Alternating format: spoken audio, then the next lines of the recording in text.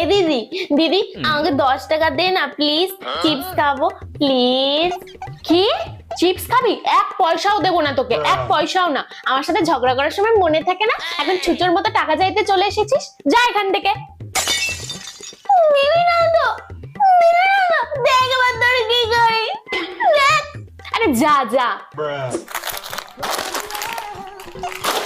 কি রে, তুই এত সব খাবার কোথায় পেলি? এই তো একটু আগে 10 টাকার জন্য আমার কাছে হাত পাচ্ছিলিস। তুই খাবি? কোথায় পেলি বল?